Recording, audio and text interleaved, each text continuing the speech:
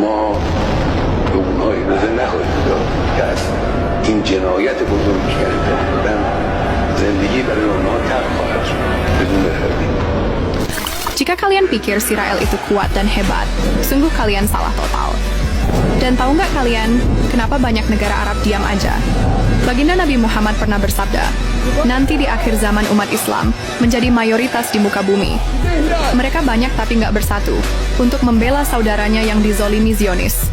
Karena mereka mengidap penyakit wahan, yaitu penyakit takut mati dan cinta dunia. Hubbud dunya wa karohiyatul maut, itulah ciri-ciri umat baginda Nabi Muhammad di akhir zaman. Sedangkan Iran berdiri di garis depan, jihad fisabilillah diikrarkan. Menjadi syahid adalah tujuan, demi tegaknya kehormatan dan keadilan. Mereka lupa Iran itu siapa, adalah bangsa Persia yang paling ahli strategi perang. Dari zaman nenek moyang mereka, pernah menaklukkan Yunani hingga Romawi. Jadi saat ini yang dilakukan Iran bukanlah yang terbesar, hanya sebagai permulaan. Rudal sijil seberat 23 ton itu hanyalah hadiah pembukaan saja. Belum rudal Syahid, rudal Fatah hypersonic, dan nuklir Khaybar. Yang muncul, baru rudal sijil jenis balistik.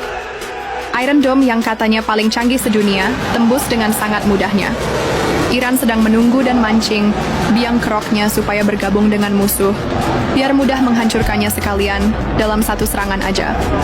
Saya yakin kalian pasti paham, siapa aja ketiga negara yang menyuplai uang, senjata, dan obat-obatan buat bangsa setan. Namun di belakang Iran, sudah standby 3 malaikat pelindung, yaitu Korea Utara, Rusia, dan Cina, yang sudah siap meluncurkan rudalnya. Jikalau ketiga negara ikut menyerbu Iran, yaitu Mamarika, Papanggris, dan Opancis, Iranian atau Persian tak mengenal mundur dalam perang. Berapapun jumlah musuhnya, ini baru pemanasan, perang yang sesungguhnya belum dimulai. Hanya percikan-percikan bintang kecil yang berterbangan dan bertaburan, namun mampu bikin musuh kelabakan. Bangsa Persia dahulu adalah Iran di zaman sekarang. Ahli dalam strategi perang, berlandaskan sunnah dan Al-Quran. Jangan lagi mikir perbedaan antara Sunni dan Syiah. Satu-satunya negara yang berani melawan Zionis selain Yaman adalah Iran.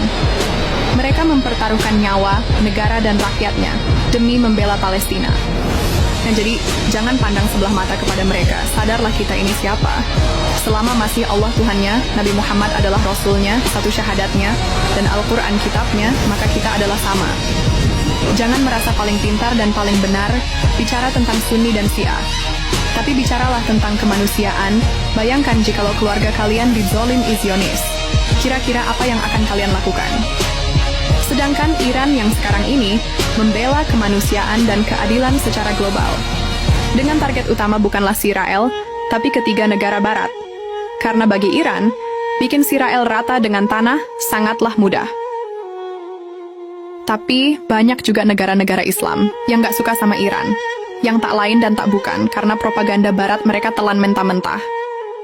Dari adu domba hingga memecah belah umat Islam.